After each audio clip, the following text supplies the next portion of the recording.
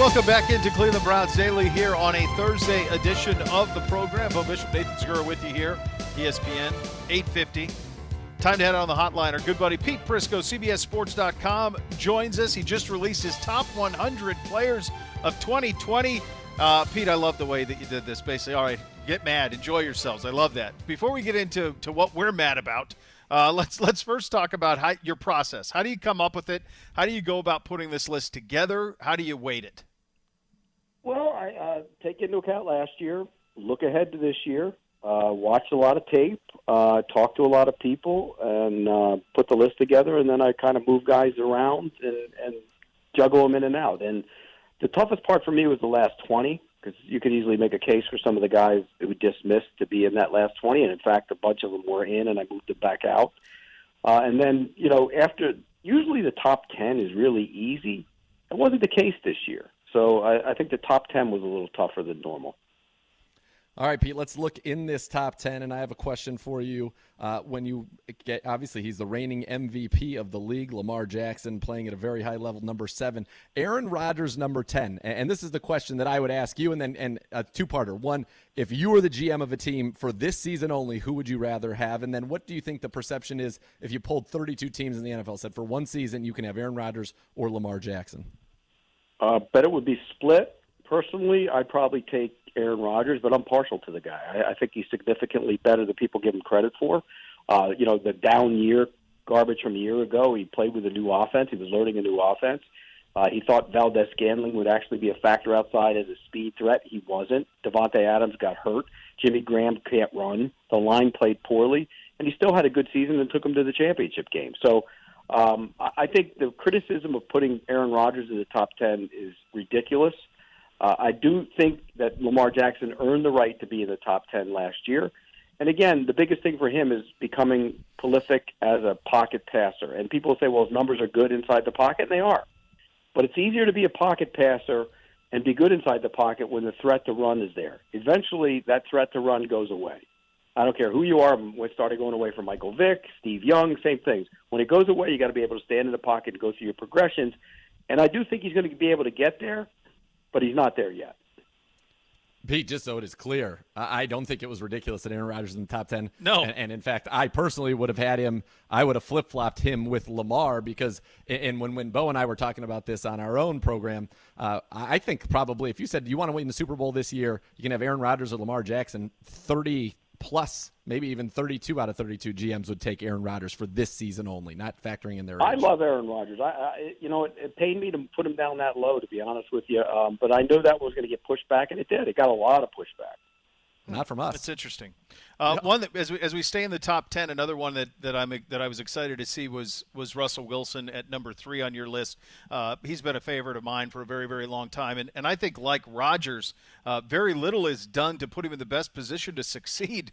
And I do wonder if he was put in.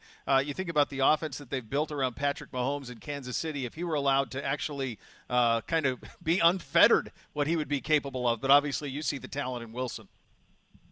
Yeah, and it took me a while to get there, I'll be honest with you, because I think early in his career he was a game manager. They played great defense. I mean, it's the top-scoring defense in the league for the first 4 years, I think it was, when he was with Seattle, and the only team that ever did that 4 years in a row was the Dynasty Browns in the 50s. So it was easier to play quarterback. He wasn't asked to do a lot. They ran the ball. But now that defense isn't what it used to be, and he's been asked to do a lot more, even with a bad offensive line and not a great complement of skill people, and he's done it. So I only wish I could see him do more. I want them to let him play fast. Now that Metcalf has emerged as a wide receiver, and you have Lockett, and you have guys that can get down the field, let him play fast and loose. You don't have the dominant defense, so why rely on the dominant defense in the run game when it's a passing game and you can play up-tempo with him? That's my only criticism of the Seahawks.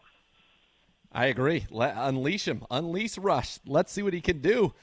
Let's talk about the Browns quickly. 3 of them in your top 100. The best, 47, Myles Garrett.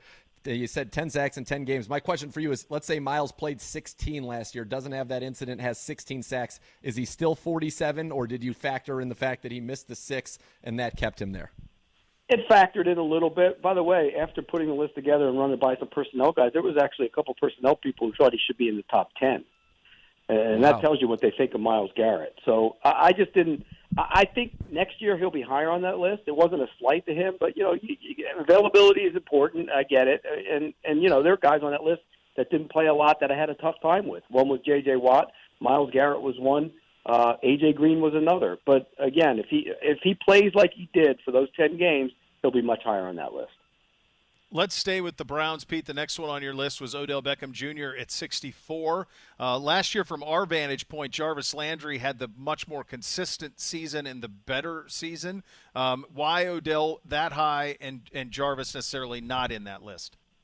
Because Odell's a better player, A, and B, I just think that he's ready this year when they're going to get the tackles to protect the quarterback. He's going to be a better player this year. Look. You look at his numbers and everybody goes, he had a bad year. He didn't have a bad year. It just wasn't a great year. And you expect greatness when you go make that move to go get him. And this is a big year for him. But as much as I love Jarvis Landry, and I do, I love the kid. I think he's a great kid. I think he's been a big addition to that team. I think that Odell's a better player than Jarvis Landry. Perhaps certainly a more explosive player, and that's what the Browns hope to get this year. Talking with Pete Prisco, NFL analyst for CBS Sports. Pete, the other Brown in your top 100, the running back Nick Chubb, second in the NFL in running. And I will say the thing that immediately almost made me spit out my coffee, even though I don't drink coffee, my water, Christian McCaffrey, a running back in your top 5, which I've had many discussions with you. I've been on a set with you with the great Brian Westbrook, and that was back when the Niners were led by Colin Kaepernick playing the Ravens down in New Orleans, and you said running backs are dead. They are commodities, and here's Christian McCaffrey, guy who was kind of like Brian Westbrook after the fact, number 5 on your list. Were you stunned? Was that hard for you to do? Yes, it was very hard for me to do. But he's a different back. He is the prototypical air back of this era. And that's the guy you want. You want the air back. Look at he went 1,000. He can catch 100 passes. He's a threat. And in one of the conversations I had with him, I had that conversation I had with Westbrook, I had with McCaffrey. He was on the set with us at the Super Bowl, and I told him, look, you don't pay running backs. You just don't. He goes, well, I'm not a running back. I'm a weapon. And he's spot on. Just like Alvin Kamara is a weapon. They're right. They're different. They're not to line up and play kind of running back. So, he's different, and I had to give him the credit for a season. But, yes, it pained me to put him in the top 10. So you mentioned two guys. You mentioned him. You also mentioned Kamara. Both obviously significantly ahead of our guy Nick Chubb, who might be the best pure running back in the NFL, certainly in the discussion, right? Is that what it is? Is that he's not that weapon, he's just more of a running back in your eyes? And I like Nick Chubb. I thought he had a great season last year. He can run between the tackles, yes, but the weapons are what you want. And I think Barkley gives you more of that. I think Elliott in the screen game is really good. Look, Chubb, to me, had a great year. I'm not slighting him in any way. When you're the 72nd player in the NFL, that's a heck of an accomplishment. And I give him all the credit in the world, particularly with the tackles were so bad last year. I think 72 in the league is pretty good for a running back, and at least on my list. Pete, was there a guy on this list who, when you first put it together, and then to the end of the final list, that moved the most positively, that surprised you? And is there anybody who moved the most negatively that surprised you? Well, I think having Jalen Ramsey where I had him, I think a lot of people will question that, and I moved him around a little bit up and down. But I think the raw talent is there. I think all the garbage he went through in Jacksonville, some of it self-inflicted. Don't get me wrong. A lot of it, he should look in the mirror. He's to blame. And didn't play that well when he got right to the Rams because he was learning a new defense. I think this year he will be much better. He'll be higher on that list. He will be higher on the list next year for sure.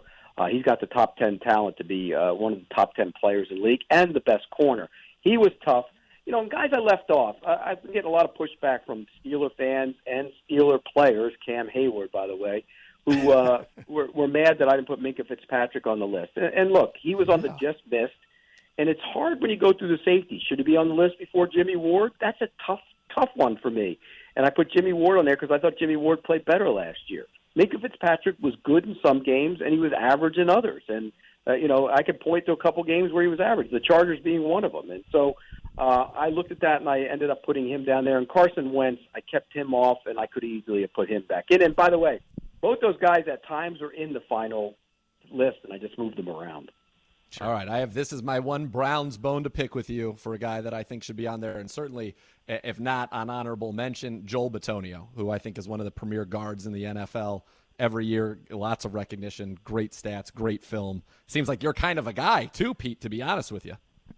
Yeah, he's Paisan. I should have put him on there. I mean, he's a tough guy. Look, he could have been on the just miss. You get down there, and you don't want to make that just miss list, 50 guys, because then it doesn't look right. But I could easily put him on there at the just miss. But look at the guard position. There aren't many guards on that list, right? Look at it, and it's hard to justify putting guards on the list. And he's not better than Zach Martin. Who else was on the list at the guard? I'm just trying to think off the top of my head. He's not better than Yonda's not on the list because he's not playing anymore. Right. But it's tough. It's tough to put those. Nelson from the Nelson Colts. from Indy. Thuney. He's not better than him. So yeah, it's tough. Look. He's a good player, and he's Goomba. So I should have put him on the list for that, right? How did you the decision with Brees and Brady as you get to that kind of that fourth quarterback? Obviously Brees was much more productive, but played in a system and with a ton of talent, and maybe the best receiver in football in Michael Thomas, and Brady with the cast of characters he had a year ago. Yeah, Brady's a tough one for me because I think last year kind of was a situation where the players around him weren't very good. And he had a force field at 20 yards. He couldn't throw past that because they defended him that way. Nobody could scare anybody down the field. And that was okay in the past, because he really hasn't had that deep threat other than Randy Moss. But when you had Gronk, you were able to create stuff, mismatches in the middle of the field, and that singled up guys like Edelman, and that made for big plays. Well, he couldn't do that last year, and that was a reflection of his numbers going down. I don't buy all this stuff that his arm strength is down, but Brees had a better year, and I think Drew Brees can still play at a higher level. Remember, he missed 5 games last year and still put up big numbers. Pete, let's take – and let me ask you this, because this is something we said also, is that I think next year's list, based on how this year goes, Tom Brady's either going to jump into the top 5 and light it up with this team, take him deep, or with that supporting cast, if he doesn't hold up his end, he's going to fall down this list. Oh, I don't think there's any question. I mean, he could be – what are the numbers for him? Some people say 4,840 touchdowns. I don't see that. Look at his career numbers. He's never had numbers like that except for a couple seasons. I think it's more like 4,400 yards, 33 touchdowns, and maybe 9 interceptions. I think that's what his numbers will be. So, yeah, if he plays to that, they get to this deep into the playoffs, he probably will be back higher than he is. Pete, let's take a step back here while we have you for the Browns this offseason. Obviously a critical one. You brought in a new head coach, Kevin Stefanski, Andrew Berry. But as you look at the moves that have been made for this team, one, what did you think of the offseason? And two, what should the expectations be for this Browns team in 2020? I told you guys this. I think I told you this at the Combine. I'm a big Kevin Stefanski guy. I think he is it, and people will find out that. I think he's bright. I think he's tough enough. I think he's got that little Philly edge to him. I think Kevin Stefanski's going to be a hell of a coach. I'm a big believer in him. They got the right guy. I think what they did getting the tackles was enormous, getting Jack Conklin and Wills, because those tackles last year were awful, and I think that really impacted the way Baker Mayfield played and the way the offense played. So the offense should be better. They got it right now. Here you go. You had Hooper. Here you go, everybody. Baker, it's your time. Now he has to go out and show that he's more like the guy we saw as a rookie than the guy we saw last year. And I do think that last year was a little bit of an aberration because of the way the tackles played. Defensively, look, they have some young players.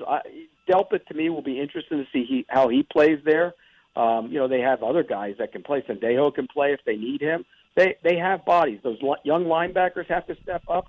I think they got to get more from Vernon in the pass rush. But they have the talent. And again, though, the division is tough. The division will be tough. And people say, what are you talking about? Well, the Ravens will be good. The Steelers get Roethlisberger back. If he's back to being Ben, we don't know that. But if he is, they're going to be tough because that defense is good. And I think the Bengals are going to be sneaky good this year. Same. Much improved over a year ago. So it's going to be a tough division.